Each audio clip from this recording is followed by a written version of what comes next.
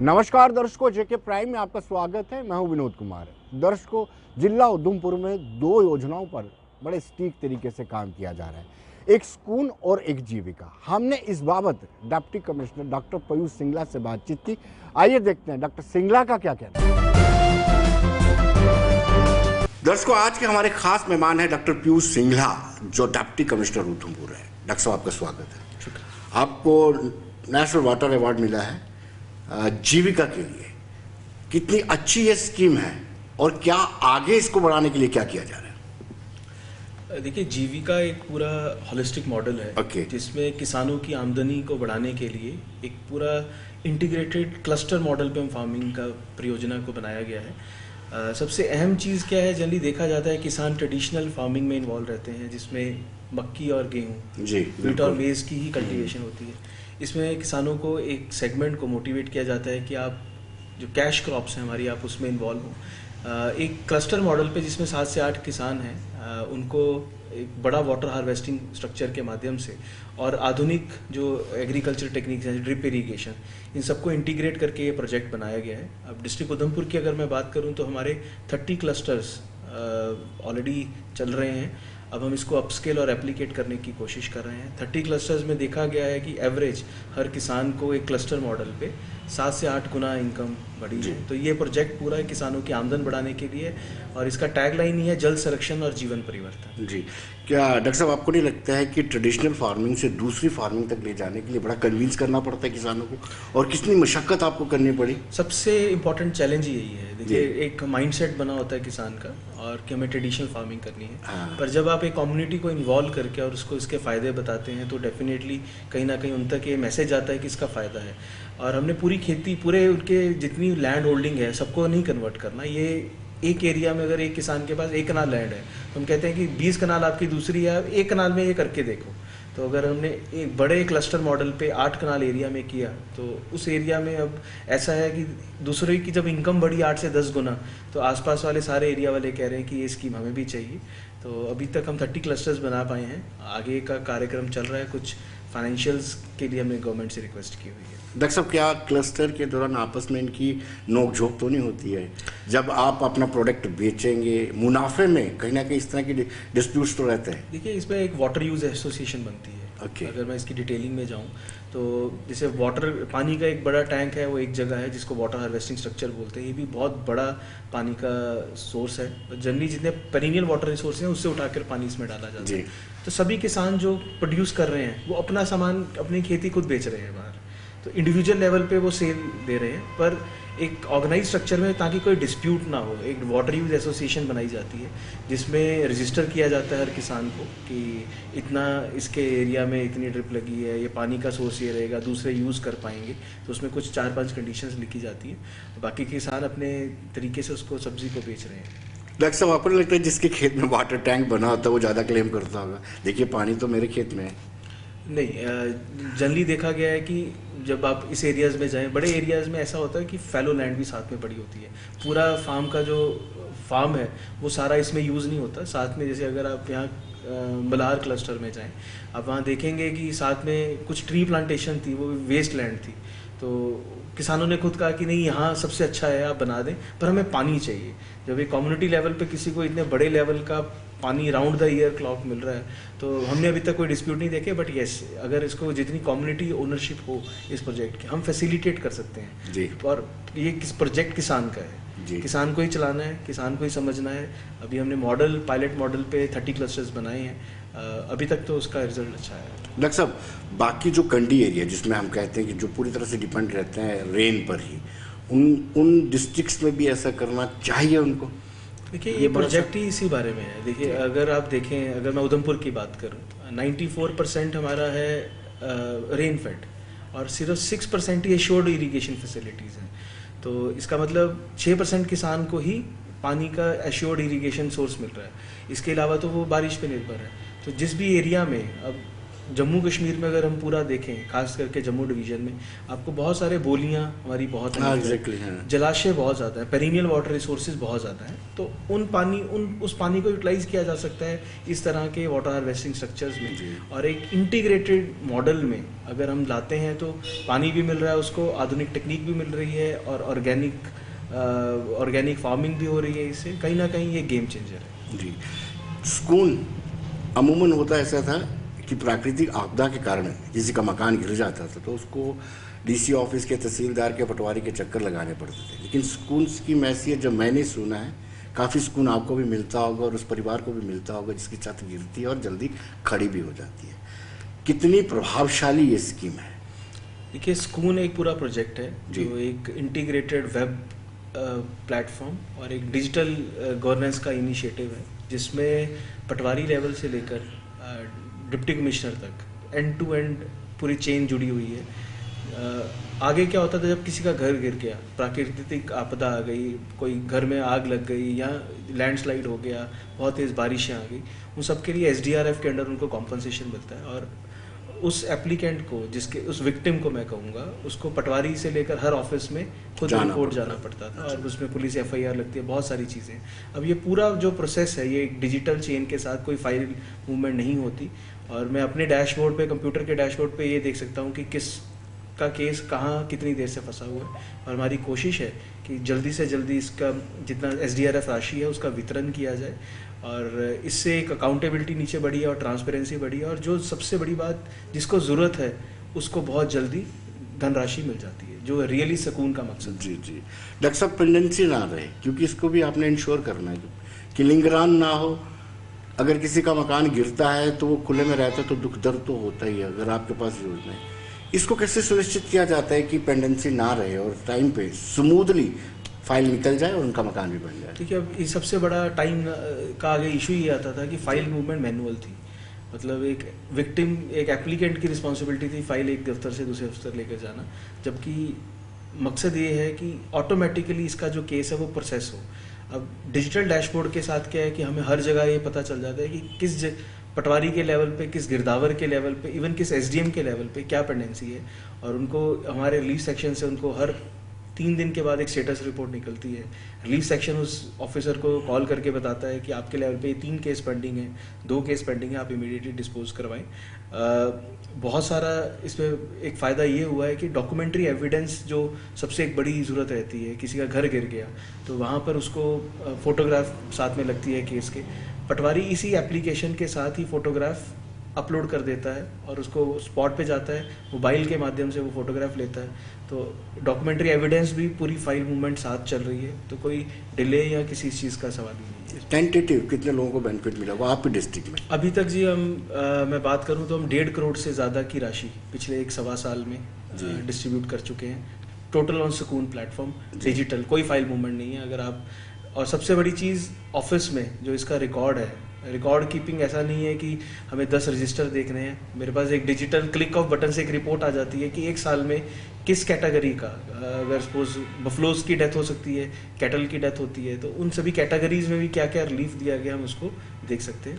तो एक डिस्ट्रिक्ट का इनिशिएटिव था और सबसे बड़ी बात, लोगों को राहत मिलनी चाहिए। डॉक्टर सिंगला, कोई शिकायत आई आपको कि हमें नहीं मिल पाया? बहुत शिकायतें आती हैं। अच्छा। और सबसे दूर दराज के जो इलाके होते हैं, मोंगरी, पंचेरी, लाठी, डूडू, बसंतगढ़, सबसे बड़ा फोकस क्या होता है कि उन लोगों को अगर डिस्ट्रिक्ट हेडक्वार्टर आना पड़े एक बार, तो आप इमेजिन कर सकते हैं कि कितना खर्चा लगेगा, कितना किराया लगेगा, कितना टाइम लगेगा। मनी कॉस्ट इन्वॉल्व है और टाइम कॉस्ट इन्वॉल्व है। तो स्टार्टिंग में जब ये प्रोसेस को इम्प्लीमेंट किया गया तो उस टाइम पे, क्योंकि नया एक प्रोजेक्ट था, तो पटवारीज और ग्राउंड लेवल की टीम्स भी इतने IT इनिशिएटिव्स को लेकर इतने फोर्थकमिंग नहीं थे। तो ग्रेजुअली 1-2 महीने में ये चीज़ें सारी स्मूदन आउट हुई। अब हमें जिस जगह कुछ होता है सबसे पहले केस बन जाता है, रिपोर्टिंग हो जाती है और उसका अमाउंट राशि का वितरण होता है। डॉक्टर सिंगला, एक और बड़ी इंपॉर्टेंट स्कीम है जिसका नाम सेहत है और बड़ी इंपॉर्टेंट स्कीम है, उसको लेकर किस अपनी डिस्ट्रिक्ट में, डिस्ट्रिक्ट उधमपुर में क्या पोजीशन है? किस रफ्तार से रोजाना एवरेजली कितने कार्ड बन रहे हैं, कितने लोग अपने आप को पंजीकृत करवा रहे हैं?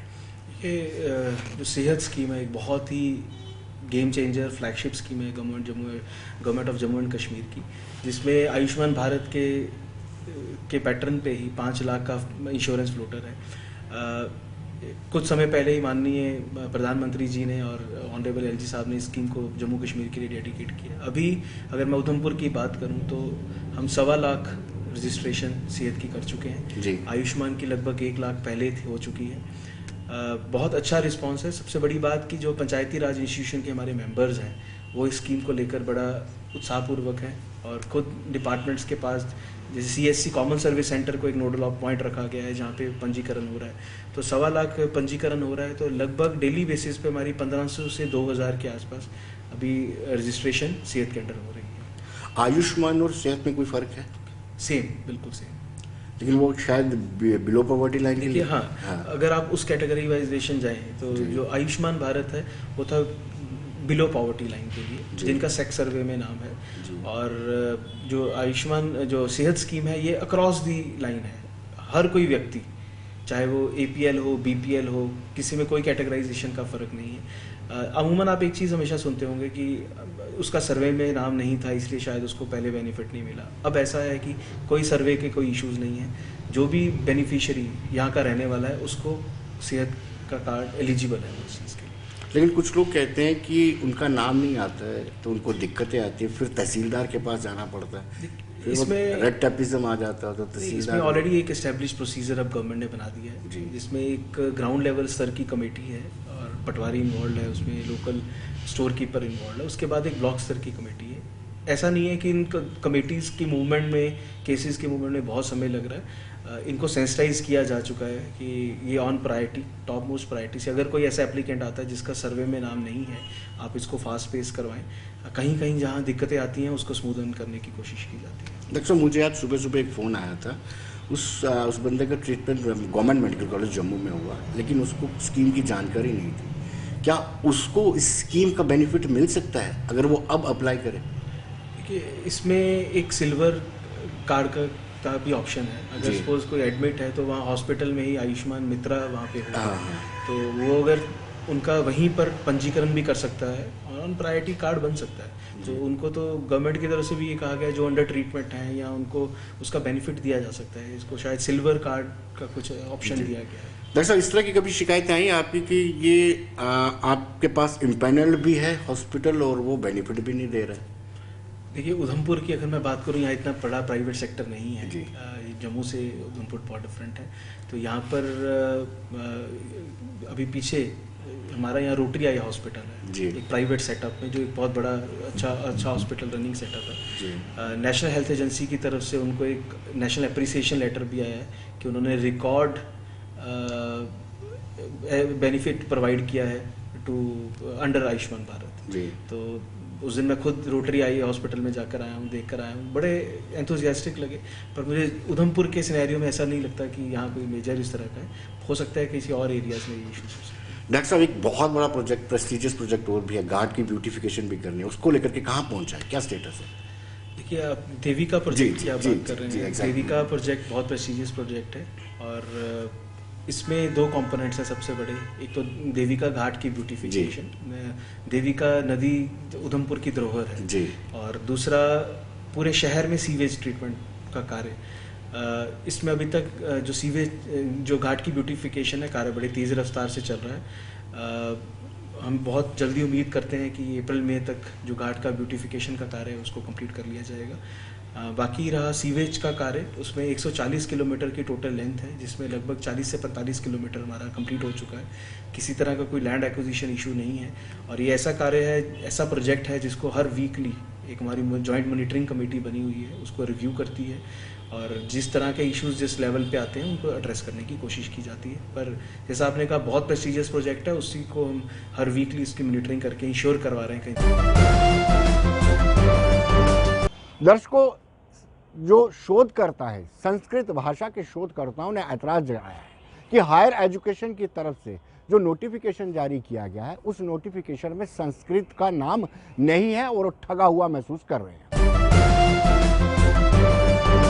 विषय है, जैसे डोगरी की बात करूं मैं, संस्कृत स्टडीज है, रिसर्च। हमारा आज प्रेस कॉन्फ्रेंस का विषय, प्रेस वार्ता का विषय ये है कि हाल ही में हायर एजुकेशन डिपार्टमेंट ने एक नोटिफिकेशन निकाला है, जिसके तहत 27 विषयों को जो गवर्नमेंट डिग्री कॉलेजेस में इंट्रोड्यूस करा के इनकी पदों की नियुक्ति निकाली है। 27 विषय हैं जिसमें, और उसमें संस्कृत विषय को कहीं पे भी स्थान नहीं दिया गया है। तो हमारी इसी विषय को लेके ये इशू है, समस्या काफ़ी लंबे समय से संस्कृत डिपार्टमेंट के विद्यार्थियों के साथ ये समस्या चल रही है। हमने 2019 में भी यही विषय उठाया था, जो इंट्रोड्यूस किया जाए गवर्नमेंट डिग्री कॉलेजेस 52 जहाँ पर अपग्रेड हुई थी, वहाँ पे तब भी हमारी नहीं सुनवाई हुई कोई। और आज भी हम इस विषय को पुनः उठा रहे हैं कि ये आपने जो जीडीसी कॉलेजेस में हायर एजुकेशन ने जो 27 सब्जेक्ट्स को जो ये दी है, मान्यता दी है, वहाँ पे संस्कृत सब्जेक्ट की मान्यता क्यों नहीं दी गई। और इस विषय को आगे बढ़ाते हुए हमारे कई लॉन्ग टर्म से हमारी ये समस्या रही है, जहाँ पर वो 10+2 की बात हो, गवर्नमेंट डिग्री कॉलेजेस की बात हो, हाँ, संस्कृत को कहीं पे भी स्थान नहीं दिया जा रहा है। आपके माध्यम से हम गवर्नर साहब से, हायर एजुकेशन से एक निवेदन करना चाहते हैं कि हम आपसे मिलना चाहते हैं। हमारा एक डेलीगेशन आने वाले समय में आपसे मिलने आएगा कि आप इस समस्या का समाधान जल्दी से जल्दी निकालें, क्योंकि यहाँ पर बहुत सारे विद्यार्थी हैं जो प्रतिवर्ष अपनी एमफिल डिग्री कर रहे हैं, पीएचडी डिग्री करके निकलता है, पीजी करके निकलता है, और वो जेआरएफ है, नेट क्वालिफाइड है, पर उसका भविष्य कोई नहीं है। यदि आप उसकी कोई नियुक्ति नहीं निकालेंगे, कोई इसका समाधान नहीं निकालेंगे, तो क्या फ़ायदा है। इस डिपार्टमेंट को बंद कर देना चाहिए, सीधी सी बात है। अगर आप ऐसा करेंगे, भविष्य के साथ खिलवाड़ करेंगे विद्यार्थी के, तो विद्यार्थी का भविष्य कहाँ से उज्जवल होगा। हमारा ये निवेदन है गवर्नर साहब से, हायर एजुकेशन से, कि आप इस समस्या का जल्दी से जल्दी कोई समाधान निकालें, अन्यथा आने वाले समय में ये जो इशू है एक उग्र स्वरूप लेगा, आंदोलन का स्वरूप लेके हमें सड़कों पे ना आना पड़े।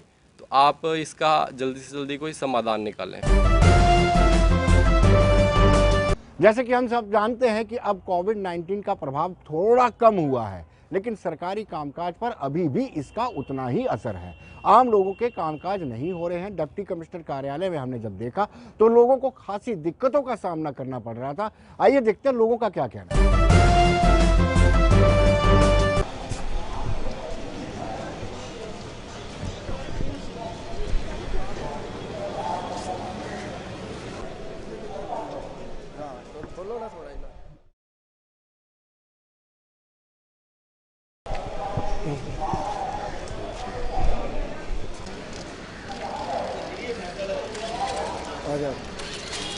बड़े जनाब बड़े चक्कर लगाए, पिछले 2 साल का असी फार्म भरिया था, सब कुछ किया था, लेकिन हाले तक फीस नहीं जमा हुई।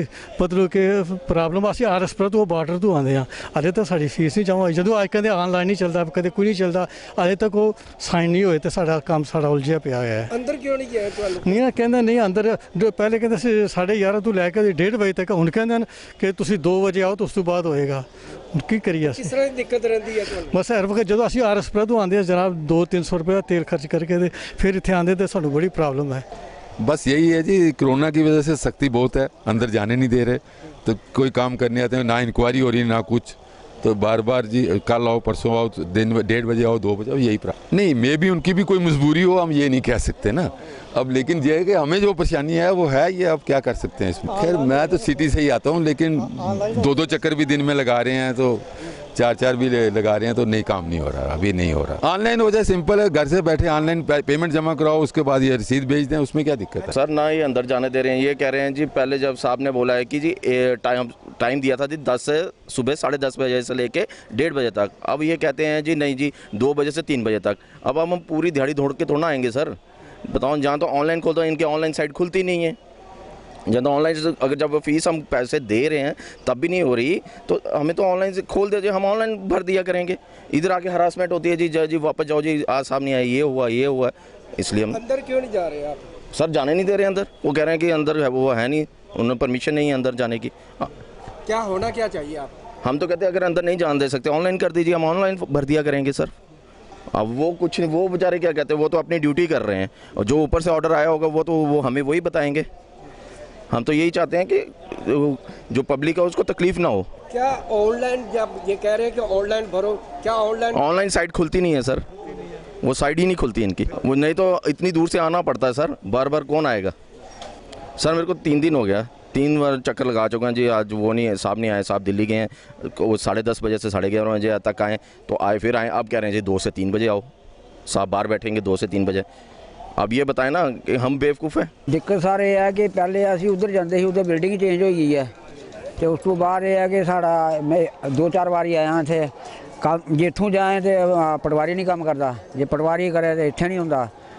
परेशान हाँ, मैं दिहाड़ीदार बंदा, दसो की करा, कित्थे जाइए। परेशानी बहुत ज़्यादा जी। एक तो अगे लॉकडाउन कन्नै लक टुटे दा साड़ा, तो हूँ दोबारा किसी को फड़ी फुड़िया करा दे गुजारा, तो इत्थे आए तो कम नहीं होंदा, बंदा परेशान नहीं, कित्थे जाए। उम्र मेरी देखो की हाल है, कम शम कोई नहीं, सारे इत्थों मार कराइए ले जाओ, अगे पटवारी बैठदा नहीं बैठदा, कदे आखदे नकला ऐन, कदे नहीं ऐन, दिंदे ही नहीं है। 8 दिन हुआ मैं खज्जल होंदे।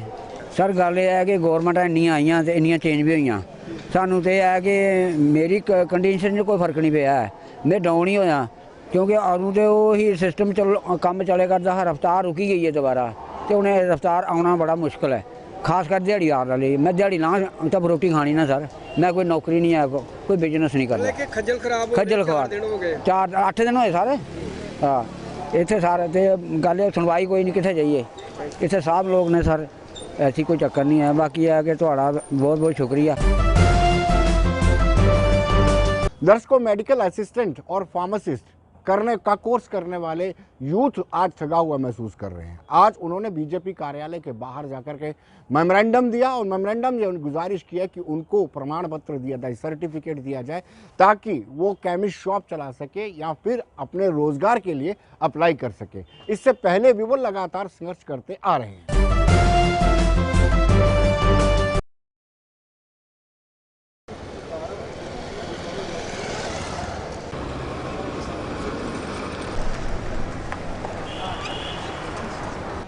हम 2 साल से सर सफ़र कर रहे हैं। मेडिकल असिस्टेंट का कोर्स किया था, जो 2 साल का कोर्स था वो 4 साल में कंप्लीट हुआ था सर।